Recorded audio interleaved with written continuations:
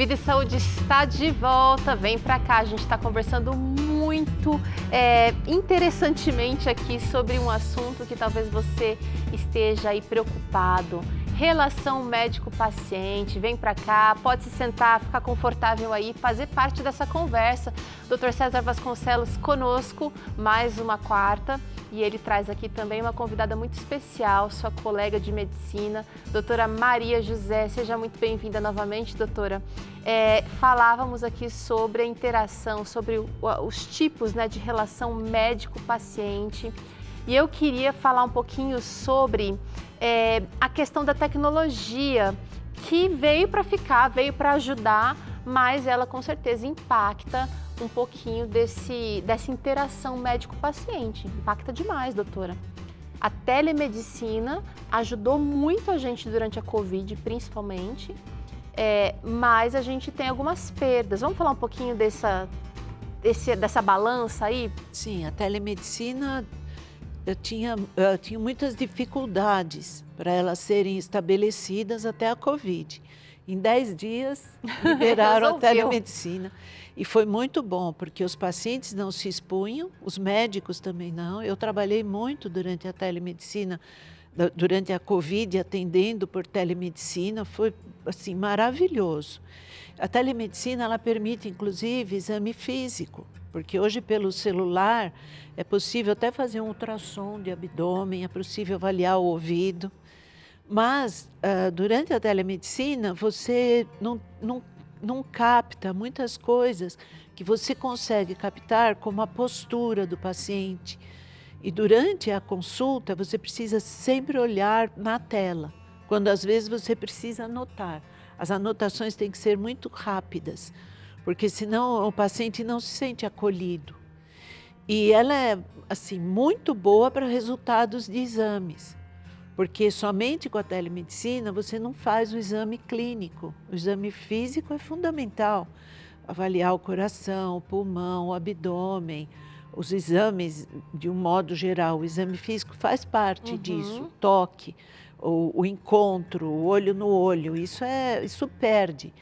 Mas ela veio realmente para ficar, principalmente nos resultados de exames e nos retornos. Inclusive na área do Dr. César, ela ajuda muito, porque é possível consulta online.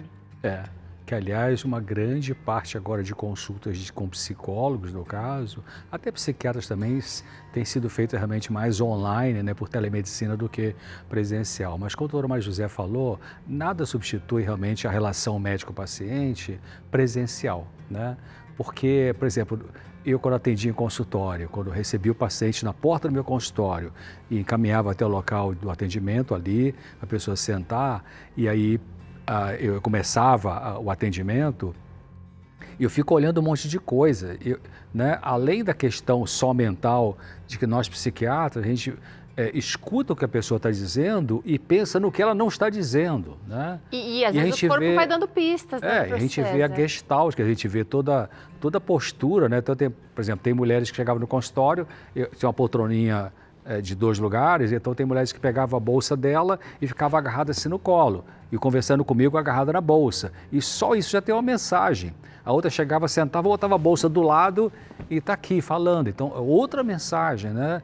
Então, tudo isso ajuda no diagnóstico, ajuda na relação médico-paciente. Então, eu sugeriria, sim, né? Talvez, se conseguir, se você tem o mesmo médico, clínico, ginecologista, que tem que fazer exame físico, mas se, como ela falou, a doutora Maria José falou, é só para passar um resultado de exames, então vai ser para telemedicina. Mas pelo menos tem que ter uma ali para você ser atendida presencialmente, até por causa do exame físico, né, doutora Maria José? Sim, o exame físico e a observação do paciente como um todo. Muito lá atrás, né, um tempo atrás, eu fiz uma orientação de psicólogas na Faculdade de Medicina da USP, e era interessante o título, era a dinâmica da ausculta do médico. Então, era interessante que o médico fazia consulta do paciente e a psicóloga ficava do lado, observando se o médico captava tudo que o paciente estava falando. E teve um quadro, um caso que ficou muito marcado para mim. era um menino de 12 anos que tinha vitiligo. As doenças de pele têm muita influência do emocional.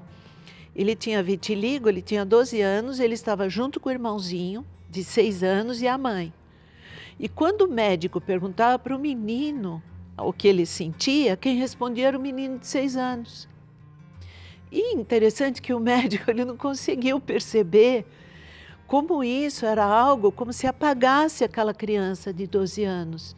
Ele era um menino como se ele não existisse lá. Então a mãe falava, o menino de 6 anos falava e ele ficava quietinho. E claro que o psicólogo que é treinado para ter uma escuta melhor, ele logo percebeu isso. Então era algo que acontecia dentro da consulta e o médico não tinha esse treinamento, porque realmente não é culpa do médico. Nós não somos treinados assim. A faculdade não ensina isso com detalhes. Assim. Além da faculdade, existe graduação. a pressão dos planos de saúde ou do atendimento que precisa cumprir uma certa agenda, o número de pacientes ali por dia, no caso até dos atendimentos públicos, né? E eu vou adicionar uma outra questão aqui que tem a ver com telemedicina, que são os médicos famosos, os médicos que se dão bem nas telas, né? Os blogueiros, médicos blogueiros, os influencers. Gente, eu tenho certeza que você segue aí alguém, e tem nome famoso aí, e você gosta, você aposta em tudo que o cara fala, você vai lá, faz, tem que tomar água assim, tem que tomar água assado, não pode fazer isso, tem que fazer aquilo, receitas caseiras dadas por médicos. E é bem interessante que como a tela pode enganar. Pode vender um produto, pode vender um profissional que, na verdade, muitas vezes nem tem todo esse gabarito, não tem essa especialização. Eu acho que é importante, nesse programa, a gente tratar um pouquinho da questão de como avaliar se um médico é confiável. Podemos falar sobre isso agora? É importante. Porque essa é uma questão importante, doutor César. Tem muito médico influencer que é bom pra caramba, mas tem outros que são bons, são bem convincentes. E tem charlatão também por aí, né? Exatamente. Vamos trazer na tela aí como é que você pode avaliar se aquele cara, se aquela mulher é uma boa médica, um bom médico. Verifique, primeira coisa, gente, se possui registro no CRM. O que é o CRM, doutor César? Então, é o Conselho Regional de Medicina. Todo estado tem um Conselho Regional de Medicina que é a entidade, a instituição que regula a prática médica daquele estado. Quando tem uma imprudência, uma imperícia, uma negligência, um crime médico, aí a família processa, o CRM vai avaliar, tem um código tem a comissão de ética do CRM, né? Então, e quando você entra no site, por exemplo, vamos dizer que você seja de São Paulo, então você vai no CREMESP, Conselho Regional de Medicina do Estado de São Paulo, você entra no site, ali tem a área do médico, de acesso só para o médico, para nós, e tem a área para a população. Paciente. Ali você pode consultar qual é o médico que está registrado, né, no Estado de São Paulo e qual a especialidade dele. Ali tem a foto do médico, tem os dados que você pode confirmar se aquele médico está devidamente registrado no Conselho de Medicina. Se não está, aí melhor não se arriscar. Vamos dar uma olhada em outra maneira de avaliar aí se esse médico realmente é o ideal para você? Indicação, doutora. Doutora, amigos, familiares, vizinhos, né? Olha, estou procurando aqui um alergista para o meu filho. Indicação funciona muito bem. Em geral, é o boca a boca. É a melhor forma de comunicação. Porque se uma pessoa gostou e achou que o médico era competente, ele vai encaminhar as pessoas da família e os amigos. Agora, a gente também faz uma avaliação com o médico. Vocês sabem, né, disso. E essa também é uma maneira de perceber se esse é um bom médico para você ou não. Observe o comportamento desse médico. Segurança, se é uma pessoa que está fazendo atualizações constantes, porque a medicina é muito dinâmica, não é mesmo? E também é importante o paciente, claro, vocês avaliam a gente, né? E é bom que avalie, eu acho que é bom avaliar, né? Também é importante pensar que tem diferença de personalidade do médico, né? Tem alguns médicos que são ótimos profissionais na sua especialidade, mas não tem muita empatia com o paciente. Mas é uma técnica impecável, né? Então tem que dar um desconto também para isso, né? Porque os médicos, as pessoas são diferentes. Tem médicos que gostam de conversar, são mais amorosos. e outros são mais secos, mas nem por isso não são bons médicos. Isso. E um alerta hoje, em toda rede social que médicos postam alguma coisa, existe uma regra do Conselho Regional de Medicina para os médicos postarem. É importantíssimo que tenha o CRM escrito, porque como o doutor César falou, tem muitas pessoas que nem têm CRM, se colocam como sendo doutores em medicina. E isso é um risco para a população de um modo geral. Então, se a senhora, nas suas redes sociais, a senhora vai dar uma orientação, uma coisa que é para a população geral, é interessante postar ali o seu CRM, doutor? É obrigatório. Obrigatório, gente. Olha só que interessante aí. Vamos trazer mais uma maneira de você avaliar o seu médico? Avaliar a comunicação. É um médico que e não é só comunicação verbal, né? Ele mantém as informações dele por escrito, doutora, porque não dá para confiar só na cabeça, doutor César. O tanto de pacientes que o senhor atendia, né, na época que fazia consultório, não vai lembrar de tudo. Não vai. Então, geralmente, eu fazia alguns pacientes, porque a gente vê qual é o tipo de paciente. Tem um paciente que é mais, como a gente já viu aqui no bloco anterior, mais participativo, mais proativo, quer a consulta, quer uma melhora, né, investe naquilo ali. E tem outros que vão meio que por empurrão, né? Tá bom, não me enche o saco, eu vou lá no médico e tal. Então, minha mulher mandou vir aqui, doutora. E aí, alguns pacientes que eu sentia que era um pouquinho mais marcha lenta, o que eu fazia? Eu pegava o meu receituário e no final da consulta rezava uns minutinhos ali e fazia, bom, o que a gente conversou hoje? Foi isso. O que você entendeu do que você precisa fazer ao ir embora agora da consulta até a próxima consulta? Fazer uma pequena revisão no final para reforçar na memória do paciente o que ele precisa fazer fora do consultório, né? Isso na minha área de saúde mental. E alguns pacientes até eu fazia, no meu receituário eu botava assim, olha, a gente conversou sobre isso, botava uns tópicos, né? Liga para aquela pessoa e peça perdão, ou faça caminhada, ou leia esse texto aqui que vai ser bom, ou assista esse vídeo sobre esse assunto de crise de pânico e tal. E aí dava para aquele paciente, né? Então isso facilita. Se bem que alguns na próxima consulta vinha e é o paciente mais desleixado, né? E aí, que bom que você veio e tal, enfim, bom dia, boa tarde, enfim. E na última consulta, a gente conversou sobre isso. Aprendi com o Guilherme, um psiquiatra suíço, parece, que ele ensina essa questão, né? Ajuda o paciente na próxima consulta a lembrar o que conversou na anterior. E aí eu falava isso e aí eu te dei uma lista, lembra que eu te dei, com algumas tarefas para você. Vamos conversar agora o que você conseguiu daquelas tarefas, o que não conseguiu. Perdi o papel, doutor César. Quer dizer, pessoa displicente, né? Então, a gente já falou aqui, você tem a sua participação na recuperação da saúde. Não bota só na mão do médico, né? Você tem que fazer a tua parte também. Importantíssimo você fazer o seu outro lado.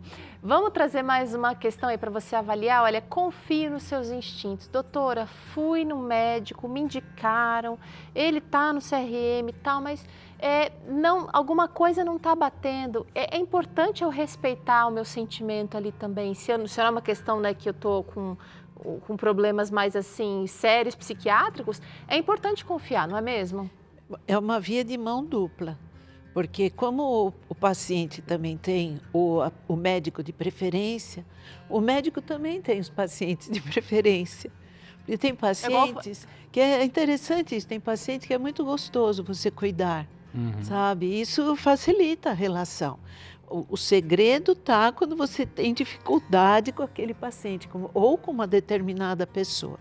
O que aquela pessoa causa em você que está dificultando? Então, isso requer um autoconhecimento do médico também. E assim, se eu pudesse dar uma dica para os médicos, e cada vez que você vai a um profissional de saúde, isso acontece comigo, é um grande acontecimento. Quando eu me disponho a ir ao meu médico, eu me preparo, sabe? E o médico ele tem que entender isso, que quando o paciente vai naquele consultório, aquilo é a coisa mais importante do dia. Está anotado na agenda, quando ele acorda de manhã, ele lembra disso, ele vai para o médico, vai com aquela expectativa. E eu tenho feito um trabalho no meu consultório de pessoal que eu me propus em 2024, que é tornar a vida das pessoas melhor. Todas as pessoas que cruzarem pelo meu caminho, eu gostaria que elas saíssem melhores. Isso tem ajudado muito no consultório. Sabe quando chega, às vezes, aquele paciente que você olha e fala, ai, vai dar trabalho. Tá armado. Tá armado. O que eu faço agora? Aí vem aquela ideia, ele veio me procurar. Que legal. Eu preciso, assim, dar o melhor de mim, porque eu sou humana. Eu sou médica, sou humana, posso errar. Com certeza tem pacientes que não gostaram de mim, que não gostaram de você. A vida é assim. Mas quando você se propõe a fazer o melhor, essa parte do instinto parece que você já abre o caminho para aquela relação dar certo. Então, 2024 para mim tem sido isso. Mas isso é muito bom, porque também, claro, a gente como médico, como profissional, a gente tem os pacientes que são mais fáceis da gente atender. Né? São pacientes que a gente gosta de atender. Uns são mais difíceis, né? Porque as pessoas são mais difíceis também, algumas mais do que outras, né? Então, das pessoas difíceis ou que questionam muito, eu não atendo mais, mas outro dia eu estava ajudando alguém numa teleconsulta, vamos dizer assim, pelo WhatsApp, e mandei o link do vídeo, mandei um aconselhamento rápido, mandei tal. Aí daqui uns dias, mas o senhor não me respondeu aquilo, o que eu faço? Eu já tinha falado. Aí eu respondi assim, olha, assiste aquele vídeo que eu te mandei e faça o que eu disse no vídeo. Comece com isso aí. Depois a gente volta a conversar. Que já tinha material para a pessoa fazer, mas ela estava querendo sugar mais. É um paciente meio bebê que não se sacia com mamar, né? Então, tem isso também. Agora eu vou trazer aqui uma questão interessante, porque a gente sabe que é importante falar das nossas preocupações para o médico e também participar ali das decisões juntamente com ele, né? Mas nem sempre isso acontece. O que a gente faz nessas situações, doutora? Eu marquei uma consulta, só posso ir ser atendida pelo atendimento público, mas a consulta não rendeu, não deslanchou. O que eu, enquanto paciente, porque temos agora os nossos telespectadores pensando nisso, né? Eu não posso exigir isso do meu médico, que ele dê o melhor dele, doutora, quando ele tem uma agenda para cumprir ali com um número de atendimentos. O que eu, como paciente, posso fazer para melhorar um pouquinho? Isso é complexo mesmo, porque às vezes os médicos que trabalham, principalmente em SUS ou mesmo em alguns convênios que exigem, o médico não tem tempo de ouvir tudo. Às vezes o paciente também não consegue se comunicar. Isso é uma perda. O paciente tem que continuar marcando as consultas. Ele tem que continuar buscando, porque isso é um direito do ser humano. O ser humano tem direito de ser cuidado. Ele precisa buscar isso.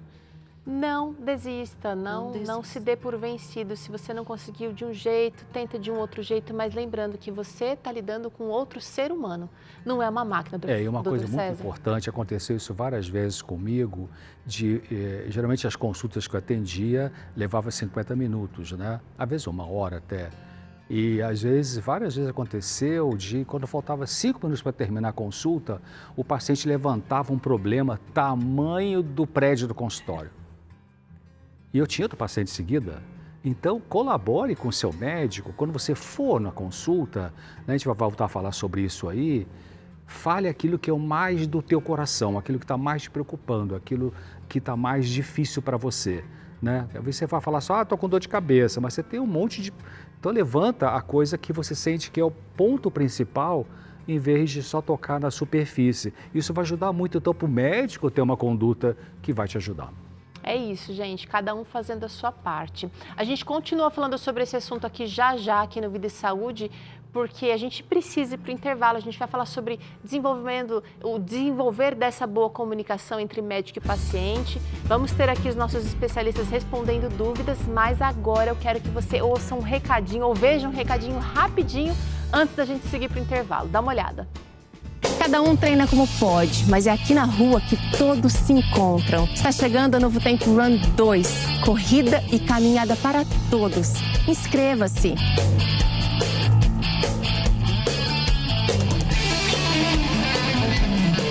E eu também vou estar lá. Vem correr comigo.